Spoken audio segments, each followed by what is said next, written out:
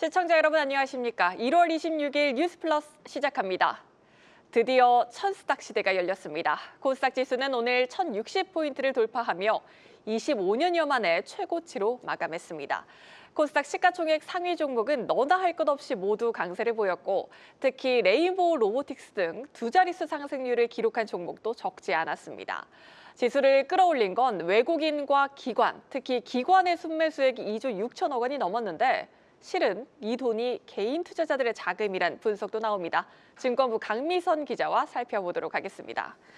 강 기자, 코스피의 불꽃이 코스닥으로 옮겨간 걸까요? 오늘 시장 상황부터 정리해 주시죠. 네, 오늘 코스닥 시장은 정말 미친 듯이 치솟았습니다. 이 장 초반부터 마의 벽으로 불렸던 이 천스닥을 단번에 뚫고 7%대 강세에 마감했습니다. 이 급등세에 매수 사이드카가 발동됐는데요. 이 사이드카가 나온 건 9개월 만입니다. 사이드카는 시장이 급변할 때 이 프로그램 매매를 잠시 멈춰 과열을 진정시키는 장치입니다. 2020년 이후 이 사이드카가 발동된 건 이번을 포함해서 7번째인데요. 이 코로나나 굵직한 이벤트가 있던 날에 주로 나타났습니다. 과거 사례를 보면 다음 날 흐름은 엇갈렸지만 대부분 주가 상승으로 이어진 경우가 많았습니다. 시장에서는 이 코스피 5천 돌파 이후 중소형주로 이 투자 심리가 옮겨가며 이 코스닥 상승 속도가 빨라졌다는 점을 확인한 것으로 해석하는 분위기입니다. 네, 오늘 수급을 보면 단순히 숫자만 본다면요. 개인이 2.9조 순 매도, 기관이 2.6조 순 매수. 개인이 던진 물량을 기관이 고스란히 받아낸 것 같은 양상인데 사실 따져보면 기관의 자금이 개인의 돈이었다고요? 네, 맞습니다. 먼저 이 외국인과 기관의 매수세가 굉장히 뜨거웠는데요. 수급을 한번 보시면요. 기관의 경우 말씀대로 2조 6천억 원어치를 사들였는데 이 대부분이 금융투자에서 나왔습니다. 금융투자는 오늘 2조 1천억 원어치를 순매수했는데 사실상 기관의 순매수세 대부분이 이 금융투자자가 사들였는데 개인의 ETF 매수 물량으로 보시면 됩니다. 그만큼 개미들이 이 코스닥 시장에 대거 사들인 셈인데요. 특히 ETF, 상장지수 펀드 매수세가 집중됐습니다.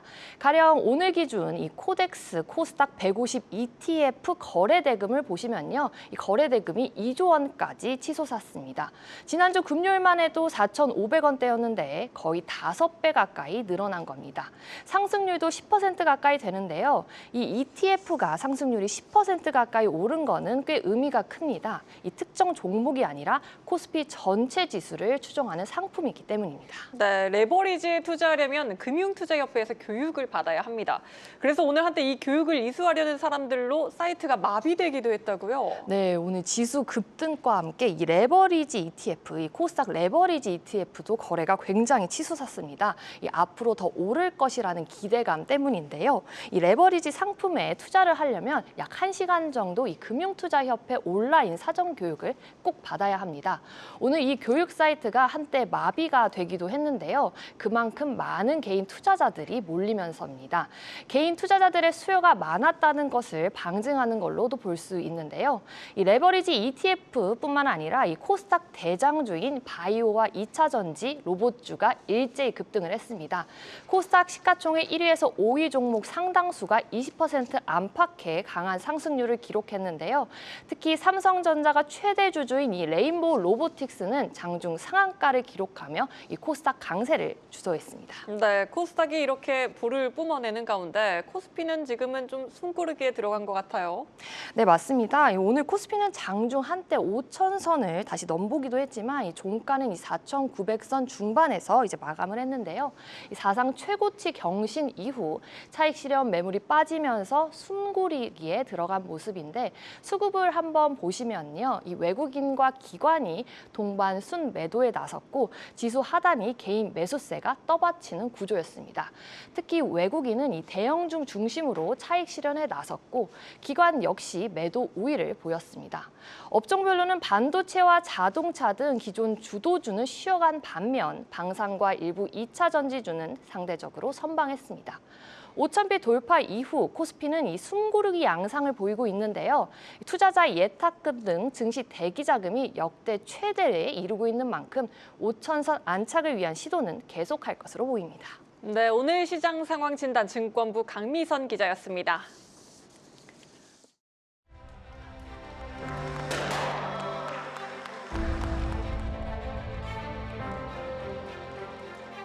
이렇게 올라갈 줄 몰랐었고, 그래서 저도 투자에 대한 생각을 많이 했는데 미장 말고 국장도 관심을 가지는 게 더 맞지 않나. 제가 한국 주식 한 3년 ETF 했었거든요. 3년 동안 거의 0%? 그 정도였어요. 마이너스도 잠깐 됐었어요. 그래서 플러스 됐을 때 빨리 팔았는데 지금은 그 정도 수준이 아니라 이걸로 수익을 본다고 하니까 좀 적극적으로 좀 해볼 필요가 있는 것 같습니다.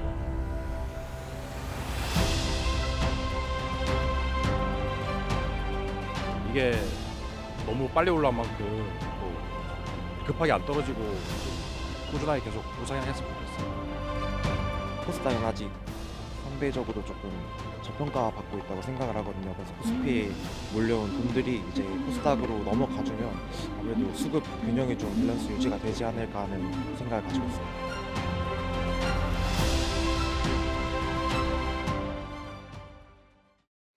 정부가 신재생 에너지의 주유축인 해상풍력을 육성하겠다고 특별법까지 만들었지만 공연불에 그칠 가능성이 높아졌습니다. 유일한 진입로인 공공사업 공모가 올해 단 한 건도 없는 것으로 한국경제TV 취재 결과 확인됐습니다. 이지효 기자가 단독 보도합니다. 한국경제TV가 입수한 공공주도 대규모 해상풍력 단지 개발 지원 사업 계획안이라는 제목의 문건입니다. 2026년 신규 공모는 미실시한다고 적혀 있습니다. 신규 공모가 없다는 것은 올해 새로 해상풍력 사업을 시작하는 공식적인 절차가 열리지 않는다는 의미입니다. 해상풍력이 본격 확산된 2020년부터 단 한 차례도 없던 일입니다.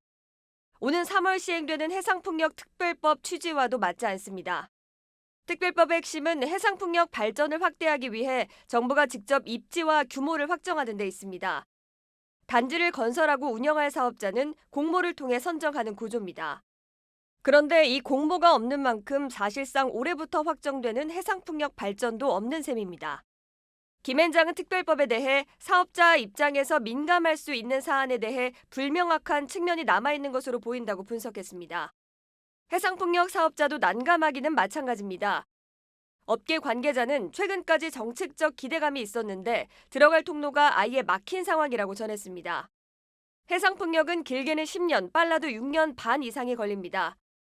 당장 올해 물량이 없으면 6, 7년 뒤인 2032년 전력 공백으로 이어질 수 있습니다. 앞서 정부는 10차 전력수급 기본계획에서 2030년 해상풍력 보급 목표를 14.3기가와트로 정했습니다. 다만 지난해 13.5기가와트로 축소한 데 이어 10.5기가와트로 한 번 더 조정했습니다. 신재생 에너지를 강조했던 이재명 대통령이 원전 찬성으로 돌아서면서 해상풍력 정책도 흔들리고 있다는 지적입니다. 한국경제TV 이지우입니다. 이재명 정부가 전면 재검토를 선언하고 공론화 과정을 거쳤던 신규 원자력발전소 2기 건설을 결국 다시 원래 계획대로 추진하기로 했습니다. 조만간 부지 공모에 착수해 부지 평가와 선정 작업을 거쳐 이르면 2037년 준공을 목표로 사업 진행에 나섭니다. 이재명 정부마저 문재인 정부의 탈원전 정책을 폐기함으로써 원전 중심의 전력 운영을 이어가는 한편 국내 원전 기술의 해외 수출도 탄력을 받을 수 있을지 관심이 커지고 있습니다. 세종 취재기자 연결합니다. 박승환 기자, 정부가 결국 신규 원전 건설 계획을 발표했군요. 그렇습니다. 김성환 기후에너지환경부 장관은 오늘 정부 세종청사에서 열린 브리핑에서 제11차 전력수급기본계획의 신규 원전 건설은 계획대로 추진하겠다고 말했습니다. 발언 확인하시죠. 신규로 추진하는 원전은 물론 기존 원전의 경우에도 안전운전의 범위 내에서 유연운전이 가능할 수 있도록 하겠습니다.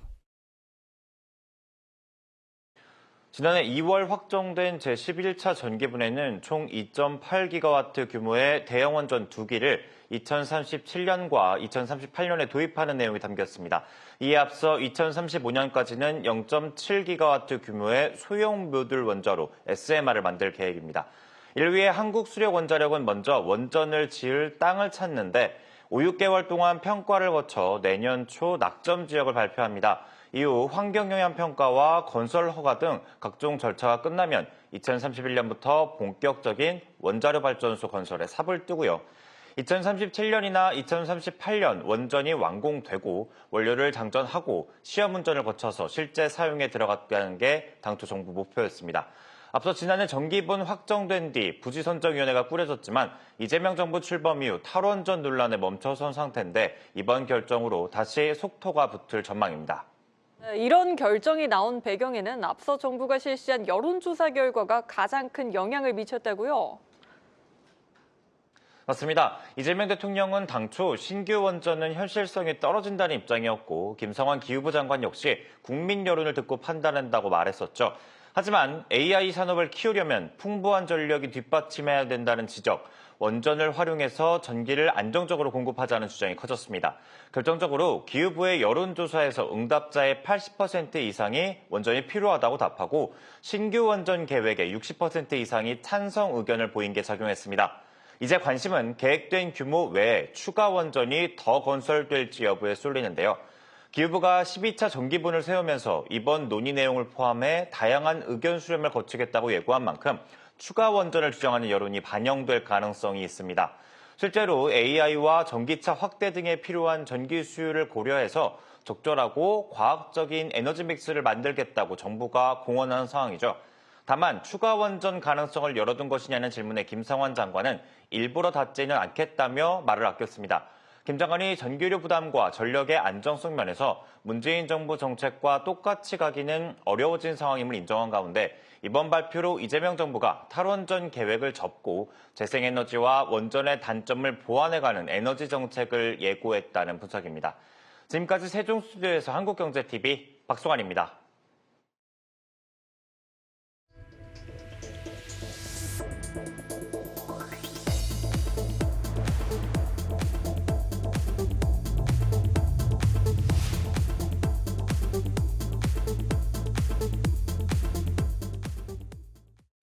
코스피 5000 시대 지수 연동예금 ELD 상품 가입자들의 희비가 엇갈리고 있습니다. 주가 상승 시 추가 수익을 기대할 수 있어 지난해 큰 인기를 끌었는데 코스피가 단기간에 급등하며 오히려 만기가 끝나기도 전에 최저금리로 확정되는 사례가 늘고 있습니다. 급격하게 오른 코스피가 역설적이게도 발목을 잡고 있는 셈입니다. 경제부 김예원 기자와 살펴보도록 하겠습니다.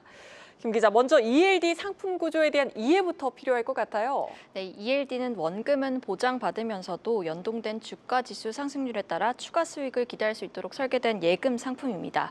은행마다 상품 구조는 조금씩 다르지만 ELD의 최고 금리는 연동 지수의 변동 위험을 얼마나 감수하느냐에 따라 달라지는데요. 오늘 출시된 신상품 KB스타 지수 연동 예금 26-1호를 예로 들어 설명드리겠습니다. 이 종류는 크게 세 가지고요. 최고 금리는 보시다시피 연 11.2%까지 설정돼 있는데요. 먼저 더 높은 수익을 기대하는 투자자들을 위한 상승 낙아웃형 구조부터 보시겠습니다. 이 상품은 이 코스피 200 지수 상승률이 0에서 20% 사이에서 높아질수록 ELD 금리도 높아지는 구조입니다. 지수가 정확히 20% 오르면 연 11.2%의 최고 금리를 받을 수 있는데요. 다만 1년 동안 단 한 번이라도 지수가 20%를 초과해 상승하면 금리는 연 2.1%로 낮아지고요. 1년간 지수 상승률이 마이너스로 돌아설 경우에는 연 1.8%까지 더 내려갑니다. 즉 원금은 보장되지만 이 수익률은 일반 정기예금보다도 더 낮아질 수 있다는 의미입니다. 이 같은 낙아웃 구조지만 이 최저율을 보장해주는 상품도 있는데요. 해당 상품은 지수 상승률이 마이너스로 돌아서더라도 연 2.45% 금리를 보장하고요. 대신에 최고 금리는 5.65% 수준으로 조금 더 낮습니다. 이 밖에 이 상승 추구형은 시장이 정체되더라도 일정 수준 이상의 수익을 원하는 투자자에게 적합한 상품인데요. 코스피 200 지수가 0에서 10% 사이에서 움직일 경우 연 2.8에서 3% 금리가 적용되고 이 10%를 넘어가더라도 최대 연 3% 금리를 받을 수 있도록 설계됐습니다. 네, ELD 상품 특히 지난해 굉장히 많이 팔렸다고 하던데 얼마나 많이 팔렸습니까? 현재 이 ELD 상품을 취급하는 은행이 국민은행, 신한은행, 하나은행, 농협은행 이렇게 4곳입니다. 최근 3년간 판매액을 살펴보면 증가세가 좀 뚜렷한데요. 2023년 2조 2천억 원 수준이던 판매액은 24년에 7조 원을 넘었고 지난해엔 사상 처음으로 12조 원을 돌파했습니다. 불과 2년 사이에 판매 판매 규모가 6배 가까이 늘어난 겁니다. 특히 지난해 신한과 하나은행이 가장 적극적으로 상품을 내놨는데요. ELD는 보통 특판 형식으로 일주일 정도 판매되는데 작년 한 해 동안 신한은행은 29개, 하나은행은 19개의 상품을 연달아 출시할 정도로 인기가 높았습니다. 네, 인기가 실감이 됩니다. 그런데 평소라면 코스피가 20%까지 오를 일 거의 상상하기 어려운 일인데 코스피 5천 시대는 얘기가 조금 다르겠죠.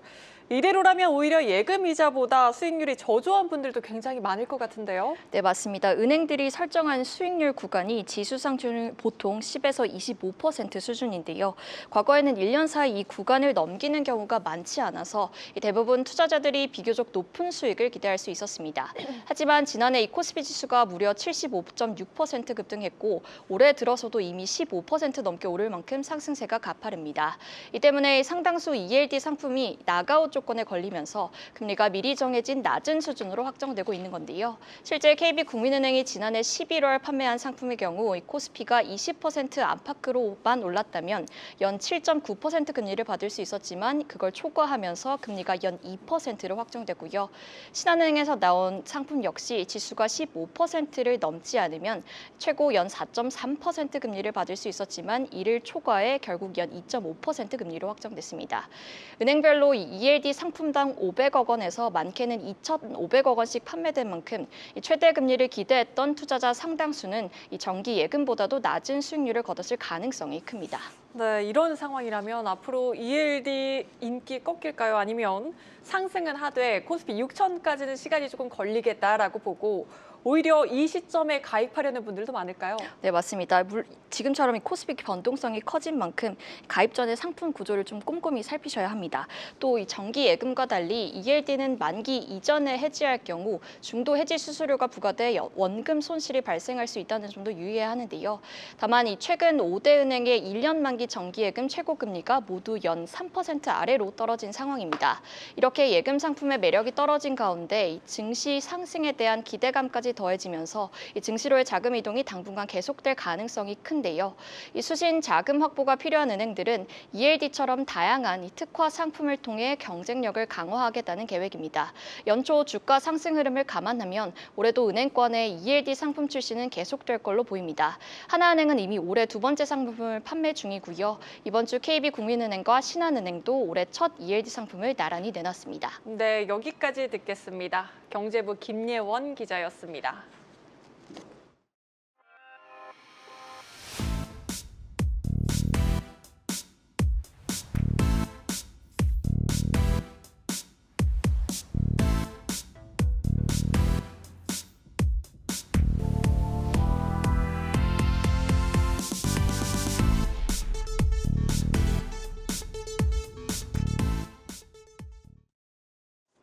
다주택자 양도세 중과세 부과를 못 박은 이재명 대통령이 주말 새 SNS를 통해 정부 이기는 시장 없다는 등 부동산 관련한 강경 메시지를 쏟아냈습니다. 다만 업계에서는 각종 규제와 현실적인 제약으로 인해 거래량이 유의미하게 늘어나기는 쉽지 않을 것이란 관측이 나옵니다. 건설사회부 유주환 기자 나왔습니다. 유 기자, 지난주 신년 기자회견 이후 이 대통령의 부동산 관련 발언 부쩍 늘었습니다. 강도도 세졌고요. 네, 맞습니다. 지난주 금요일부터 이번 주말을 걸쳐서 이재명 대통령은 소셜미디어를 통해서 무려 5건이나 되는 부동산 세제 관련한 메시지를 내보냈습니다. 자, 가장 먼저 다주택자 양도세 중과 부과를 못 박았고요. 또 보유 기간에 따라서 양도세를 최대 80%까지 공제해주는 장기 보유 특별 면제 혜택이 현재 이제 유지가 되고 있는데요. 이를 손볼 계획임을 시사하기도 했습니다. 주말세 강도는 더 높아졌습니다. 다주택자들이 버티기에 들어갈 것이라는 제목의 기사를 가져와서는 팔면서 내는 세금보다 들고 버티는 세금이 더 비싸도 그렇게 할 수 있을까요? 라면서 이제 부동산 관련 세제가 양도세 중과 부과에 그치지 않고 보유세 인상까지 이어질 수 있다는 점을 시사한 것으로 풀이됩니다. 네, 양도세 중과 부과, 보유세 인상까지 시장은 예상하고 있습니다. 그런데 이 대통령 취임할 때만 해도 세금을 통해선 부동산 잡지 않겠다고 발언하지 않았습니까? 네, 그렇지요. 이재명 대통령이 이제 취임할 때만 해도 세금을 통해 부동산을 잡지 않겠다고 했고요. 양도세 중과 부과만 놓고 본다면은 원래 일몰돼야 하는 것이 일몰된다라고 할 수도 있겠지만요. 이후 공제 혜택이나 보유세까지 손을 영향을 볼 것으로 예상이 되고 있어서 사실상으로 세제 카드를 꺼내 들었다라고 볼 수 있겠습니다. 지금 예고된 일몰이 5월 9일입니다. 넉 달도 채 남지 않았는데요. 현재 서울 전역과 경기 12곳이 토지 거래 허가까지 받아야 하기 때문에 실제 매물이 나와서 소화되기까지는 시간이 다소 급한 상황이고요. 그만큼 시장의 반응에서는 혼란을 읽을 수 있었습니다. 서울 서초구 반포의 30평대 아파트가 시세보다 훨씬 낮은 가격에 매매 약정서를 쓴 사례가 있었다고 전해지고요. 또 마포구 공덕동의 한 중개업소는 보유 매물의 절반가량이 다주택자들의 매물인데 급매 물량이 몇 개 나와서 호가 조정 가능성을 열어두고 있다라고 전했습니다. 자, 하지만 이는 소수의 사례로요. 대체적인 분위기는 새로 나오는 매물도 또 매수하려는 사람도 많지 않은 것으로 파악이 됩니다. 또 관련해 이재명 대통령은 5월 9일까지 거래 완료가 아닌 계약을 체결한 것까지 중과세 유예를 해주도록 국무회의에서 의논하겠다라고 SNS에 올렸고요. 이를 통해 다주택자 보유 물량이 나온다면 거래가 이루어질 수 있도록 좀 시간을 주겠다라고 예고한 상황입니다. 또 다주택자들이 매매 대신 증여를 선택하는 것에 대해서도 정당하게 증여세를 내고 증여하는 게 잘못은 아니다라고 밝힌 점도 함께 눈에 띄었습니다. 네, 현재 시장 상황은 새로 나오는 매물도 매수하려는 사람도 많지 않은 상황이라고 합니다. 세금과 규제를 통해 집값을 잡으려던 과거 시도는 오히려 똘똘한 한 채로의 집중과 급지별로 부동산을 나누는 결과로 이어졌는데요. 전문가들은 현재 상황은 어떻게 진단하고 있습니까? 네, 아직까지는 공개된 것, 확정된 것이 많지는 않은 상황이지만요. 과거 정부에서 반복되어 왔던 규제 강화 패턴과 좀 유사할 것이다라는 전망이 벌써부터 나옵니다. 특히 규제 방향성이 다주택자 억제로 설정된 점에 있어서 문재인 정권 때와 유사한 상황이라는 평가가 나오고 있습니다. 자, 먼저 다주택자들을 옥죄면은 단기적이고 일시적으로는 매물이 증가할 수 있겠지만 중장기적으로는 매물 잠김이 심화할 수 있다는 지적이 나옵니다. 대다수 전문가들은 매물 잠김이 심화하면 결국 똘똘한 한 채 선호가 지금보다도 더 커질 수 있다고 보고 있고요. 부동산이 결국 거주자의 사회적 지위를 나타내는 지위제로 변모할 수 있다라는 진단까지 내놓고 있습니다. 이런 상황에서 설 연휴 전후로 예상되는 공급 대책이 기로점이 될 수 있을 것 같습니다. 지난해 97 대책에 따르면은 올해부터 수도권에서 매년 27만 호가 주택 착공에 들어가서 5년간 135만 호의 주택을 공급하겠다라고 이제 계획을 밝혔고요. 이번에 나올 대책에서는 이를 구체화해서 서울 도심 내의 유휴부지와 공공청사 등을 활용한 세부 입지와 착공 물량 등을 구체적이고 현실적인 수치로 내놓겠다라고 예고한 상황입니다. 자, 마지막으로 생산적 금융 대전환의 추진과도 좀 맞물려 있는 부분인데요. 과거에 부동산을 누르는 것에만 집중해서 정책을 펼친 결과 시장을 이기기 어려웠다라고 평가가 되고 있는데 지금 부동산에서 나온 유동성이 흘러가서 부동산 투자 이상의 수익을 창출할 수 있는 곳이 있다라는 확신을 좀 투자자들에게 줄 수 있다면 과거의 실패를 답습하지 않을 수 있다라는 기대감도 일부 나오고 있습니다. 네, 잘 들었습니다. 건설사회부 유주환 기자였습니다.